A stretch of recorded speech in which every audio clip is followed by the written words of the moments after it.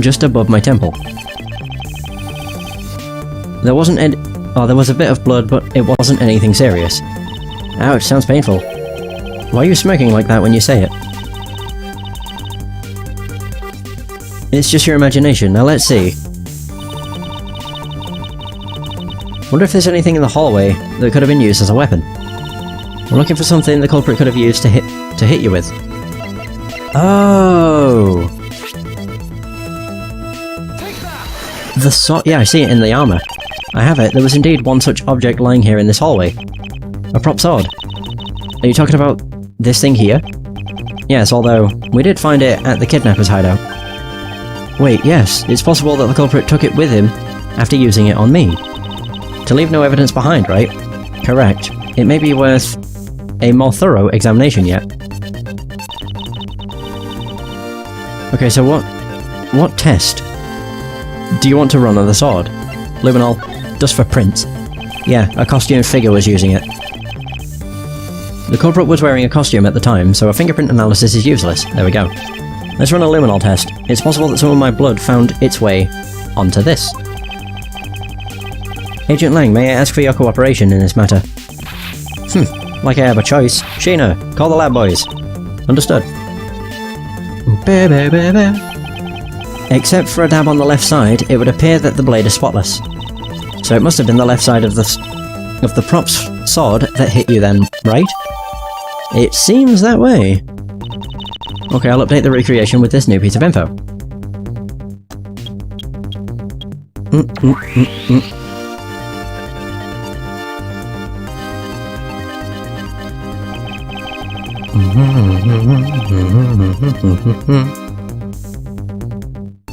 Right, okay. So I won't rest until I've inspected every suspicious nook and cranny. What, this? And in the next instant, this badger will swing his left arm, complete with weapon in hand. Yes, to club me with the left side of the prop sword. Wait, the left side, right hand. How would that work with the left hand? He'd have to, like, swing it backwards or something. Shall I recreate the moment of impact? I want to see the pained expression on your face. It's just fine the way it is.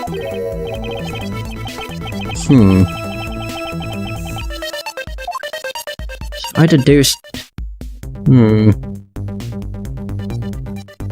If I deduced the sword... I've no idea. Any evidence I hold. The broken prop sword. It hit me in the right temple. That's why I don't get it. Like, that doesn't make sense. How could it be? It just seems like you wouldn't be hit with enough force. Like, he would have to swing it over to his right and then back to effectively deal enough damage, I guess. Finally, I found a clear contradiction of facts about this sword. Except for a bit on the left side, this prop sword is absolutely spotless. However, if the culprit had used his left hand, the blood would be on the opposite side. The opposite side? Huh?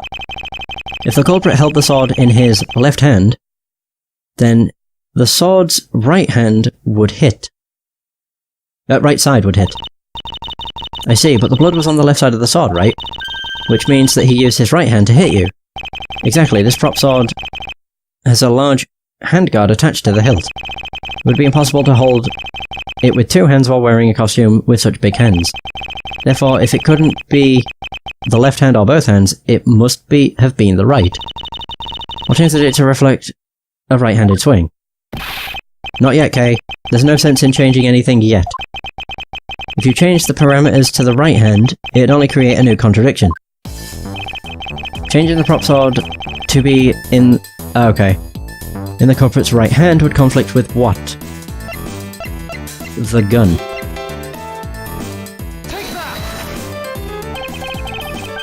The Bad Badger already holds a gun in his right hand, so he can't hold a sword in addition. Yeah, that's right. Then what now? If it wasn't in his left or his right hand, it means that the one who struck me could not have been the Bad Badger. You paying attention, Lance? Mr. Deacon could not have been the one who struck me, which leaves only you as our primary suspect. Fine, it was me. I hit you. It appears that you lied to me yet again, but see how quickly they catch up to you, Lance? Wait, isn't Lance left-handed? Ah yes, but that's what makes this deception all the more interesting. He used his right hand to make it look like Mr. Deacon had been the one to strike me. For you see, firing a gun with one's non-dominant hand is difficult, but that level of dexterity isn't required to swing a prop sword. That's also true. Good point. Okay, please input this new data. The one who hit me from behind was Lance. Or should I say, the Proto-Badger. Yeah, this one's fucking terrifying. You got it, here I go! Oh no, the Proto-Badger just looks super creepy. I mean, look at it. Now, we have a faithful recreation of the situation around the attack on me. Alright, now all we have to do is examine this new recreation and... Great.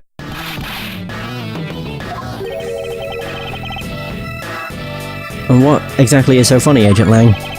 That amusing little gadget, it sure packs a punch, right, Sheena? Yes, it was all I could do to hold my laughter in. Hey, don't make fun of little thief, you mean old werewolf. He and Mr. Edgeworth bring out the best in each other. You've had your little fun, but now it's my turn. I've sat quietly by, listening. But the crude conclusions you two keep spewing don't whet this wolf's appetite. There's no guarantee that your toy will always show the real situation at any given time. All it displays is whatever information you put in there, right? Well, when you put it that way, your suppositions are wrong. It's not your fault, so I'm going to let you in on this. There is a trick to this haunted house. And what may that be, exactly?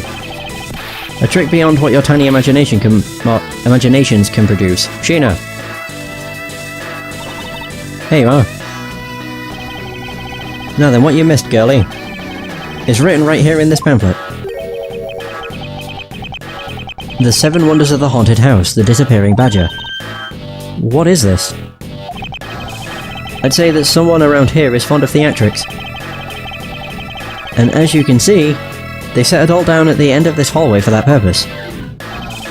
Basically, the blue badger you saw was just a stupid doll. Oh. How can this be? Guess that throws your whole theory about it being your attacker right out the window.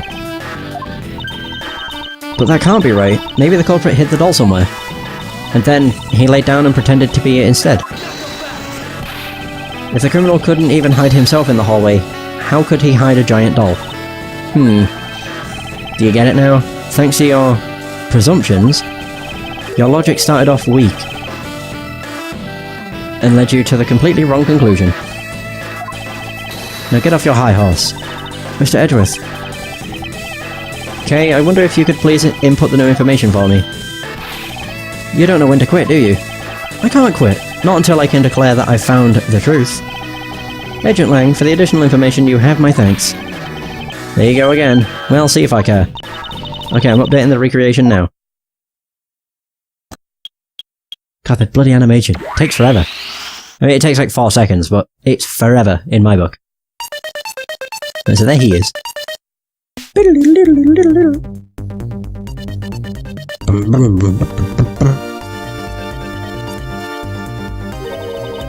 That looks really weird. Look at how it changes from the blue badger into the proto-badger all of a sudden. If the Slump Turbo Badger was just a doll, where was my attacker hiding? Well, that's what we're going to find out, right? So come on, Mr. Edgeworth, let's go. Yes, let's. This recreation can't be right, which means there must be a contradiction somewhere. So he just appears. The one thing I noticed... I mean, I'll just check with the Bible. It looks like that strap's the wrong way. Goes over the left shoulder to the right. It is! Never mind. I wasn't wrong when I saw it. I was like, that looks odd. More reasonably expect every suspicious nook and cranny. Okay, so that would be the strap. The blue badger is just a doll for use in this haunted house. I didn't want to actually examine it. I bet the one who killed this blue badger was the bad badger, right? according to the Blue Badger Bible, it says that they are each other's worst enemy. All because one's an ally of justice and the other's a vile criminal with a gun. Perhaps they were just destined to battle each other. Much like the Steel Samurai and the Evil Magistrate. Right, anyway, I don't want to do that, I wanted to deduce. It is indeed, with the Bible. Eureka! Hold on a second here. There is something wrong with this Blue Badger. Huh? Like what? The way the belt is on him is opposite of how it should be. Did you make a mistake? That can't be, I inputted the image data exactly as it is in the pamphlet. So then why is the Blue Badger dressed up in reverse?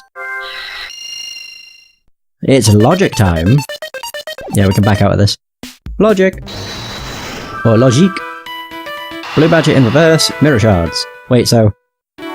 like a mirror house... haunted house hybrid, this place is full of mirrors. Blue Badger in reverse. The Blue Badger is, in the pamphlet, is wearing his belt in the reverse direction. I pressed B. Whoops. Connect. Whoosh. Okay, do you remember what you said earlier? What I said earlier about what? About how this building might as well have been a house of mirrors. A house of mirrors? Oh! That would explain, the reversed or mirror image. Yes, this Blue Badger might be nothing more than the reflected image of a real one. Then was the Blue Badger you saw just a reflection? Yeah, but of where? When I looked down this hall, I thought it was perfectly straight. However, if there was a mirror... oh, then it would actually form an L shape, right? Precisely. I was deceived. The hallway was almost pitch black. And there was a beam in the way that obstructed my view of the other hallway. Wait, but why build this place like that? Or like that? It sounds pretty pointless to me. Okay, this house is just another attraction at an amusement park. They created a mirror wall for a very specific purpose. One I can point out to you. This was the reason they built a mirror wall. Huh?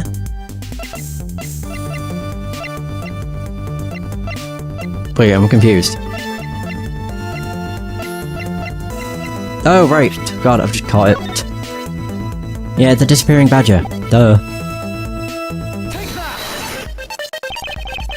As it's written in the pamphlet, the main draw of this attraction is the mystery of the disappearing badger. You mean they built the mirror for that trick alone? But you said you saw the badger, so it was definitely still there. That was true at the time, however. Doing this allows someone to make the Blue Badger disappear in a flash. Then move the mirror wall. To remove a reflected image, simply move the mirror. First, the mirror was constructed so that it could be moved. Then beyond where the mirror was, an empty hallway had to be created. Oh! So when they wanted people to see the Blue Badger, they would open the mirror, and when they wanted to hide it, they simply had to close it again. This explains why the other side of these fragments have a design on them. Ah, and if the pattern is the same as the other walls in this hallway, then when the mirror is closed, it would blend in with the rest of the walls. This is the mirror trick that this haunted house employs. And this also proves the existence of a hiding place for the culprit. Huh? How so? Think about it, Kay. There was a place that was outside of my field of vision. The culprit kept out of sight by hiding there. I don't need to present anywhere specific. There was a very large blind spot, one I could not see beyond, and it was here. If my assailant hid on the other side of the movable mirror, then you wouldn't be able to see him. He didn't even need to do anything to the Blue Badger doll.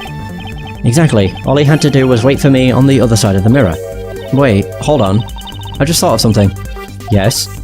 Well, shouldn't the mirror wall be broken right now in reality? Since we have a few shards of it, we can probably assume it is. Yes, it most definitely is broken. The question is, when was it broken? Since we found these inside the victim's costume, That would mean that the victim was there when the mirror was broken. Wait, that sound. Did we hear, like, glass smashing? We did. That sound I heard was most definitely the sound of a mirror breaking. Okay, I'd like you to input some new information. Don't scare me like that. Sorry, but I need you to recreate something for me.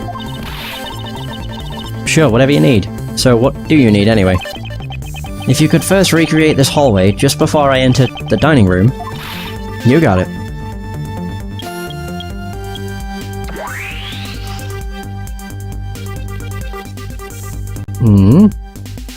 Ah, there we go.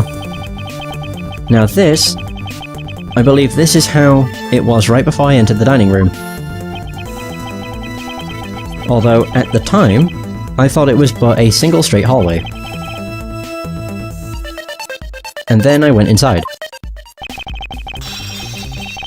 It was around then that I heard the sound of a mirror shattering. You heard what? Then? Yes, I believe it was then that the mirror was broken. Okay, so then when you stepped outside into the hallway again, the mirror wall should no longer exist, Kay. Oh yeah, exist. Kay, please recreate that. Got it. Boom boom boom boom.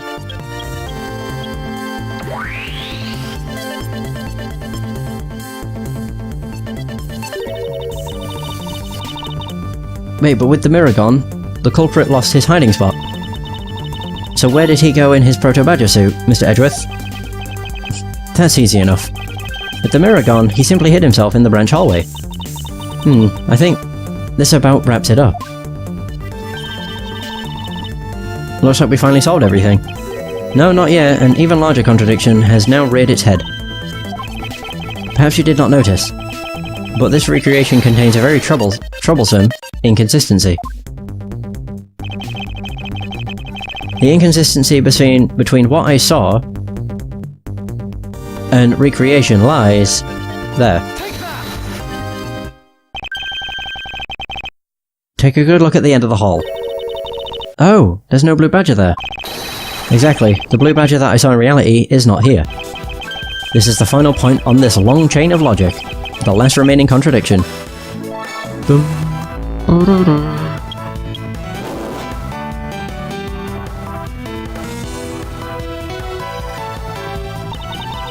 So let me get this straight, when you came out of the dining room, you saw a badger, right?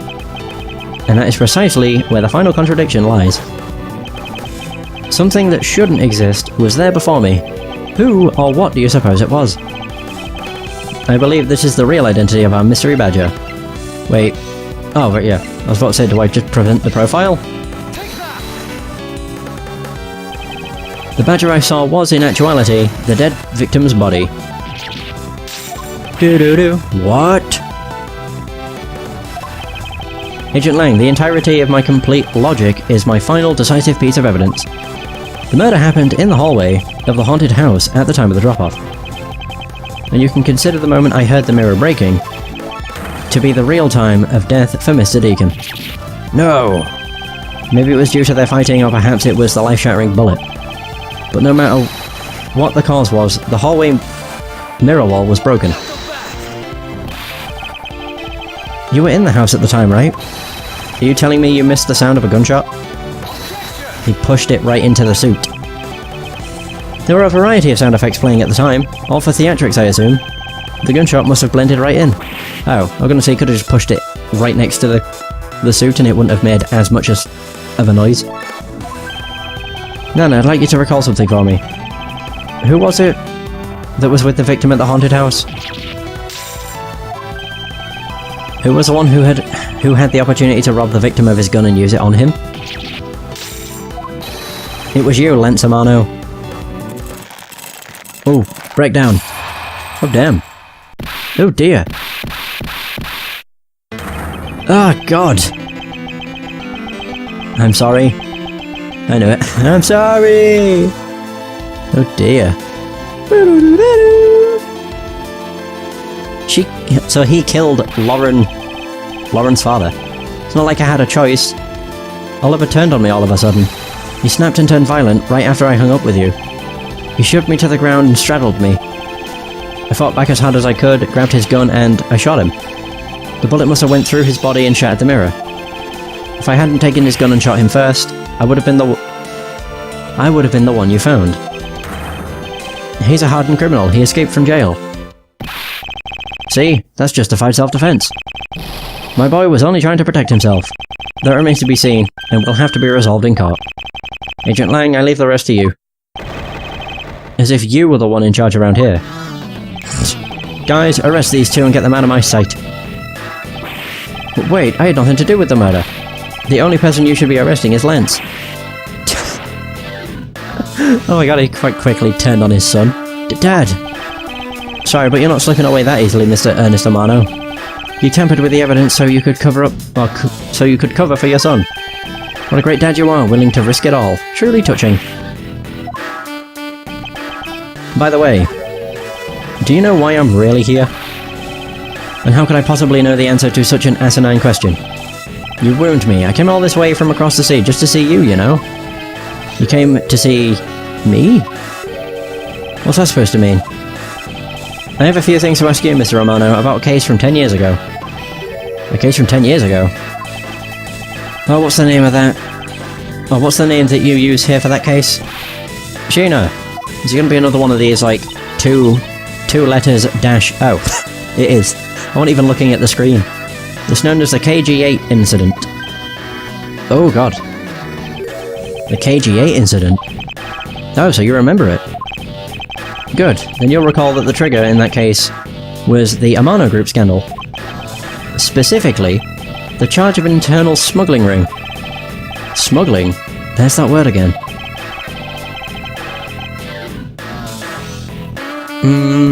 At the time, the person that was arrested as the ringleader was Mr. Amano's very own secretary, Mr. Colin Deveray.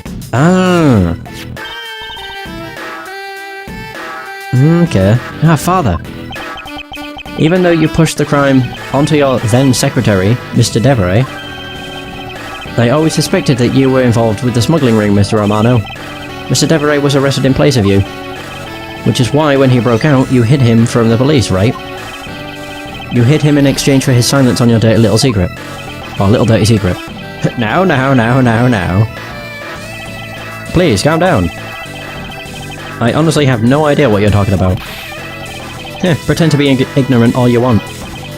We're taking you down to the precinct anyway for a nice long chat.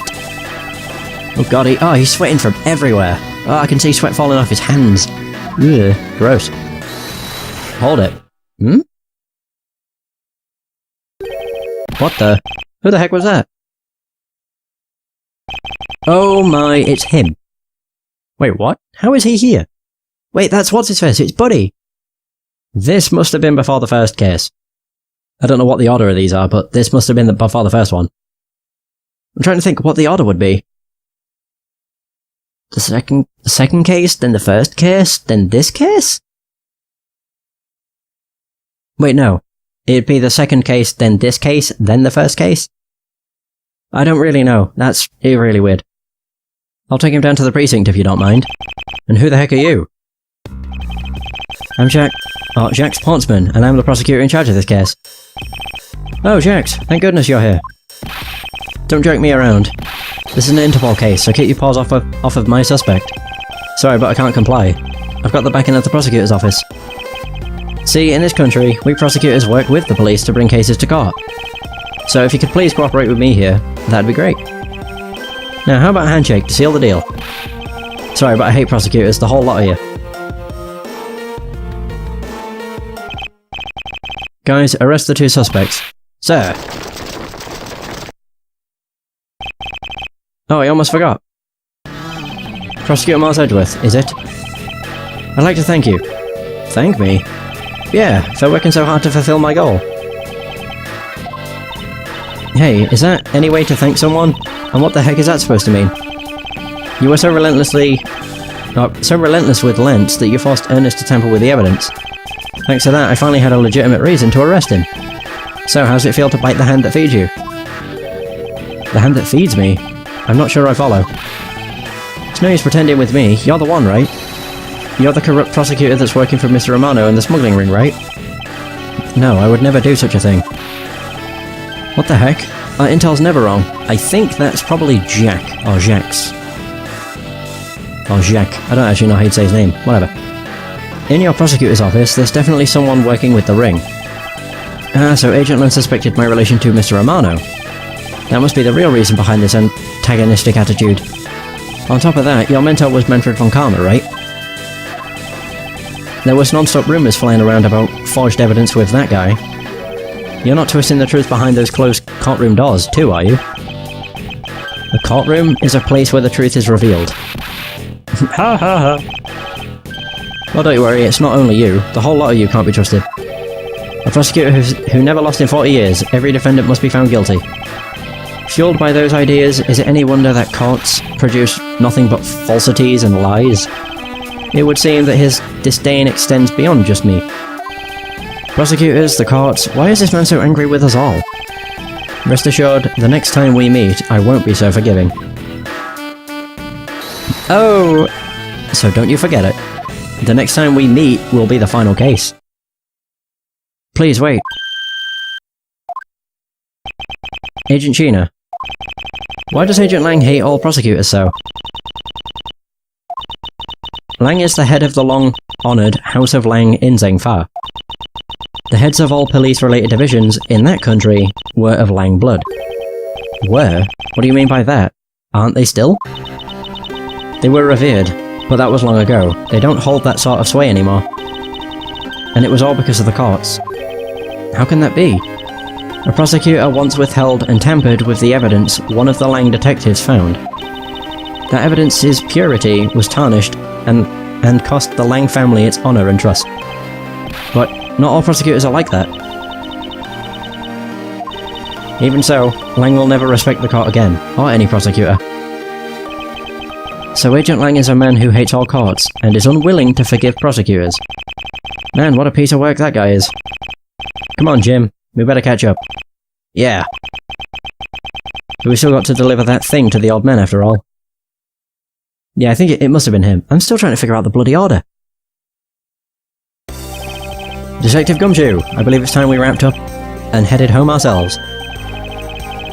Yeah, you going home too, Mr. Edgeworth? No, I've done nothing but be entangled in one mess after another since my return. If it's alright with you, can you drop me off at my office? No problem, sir. Excuse me. Yes, what is it? Thank you very much. Oh, it's okay, no need to thank me, pal. Just doing my job as a detective. I guess I was fooled pretty badly by Lance. Oh, cruel fate, what's a woman to do when she's been hurt by the one she loves? And to think I never realised my father was right there. I never said anything to him. I knew it.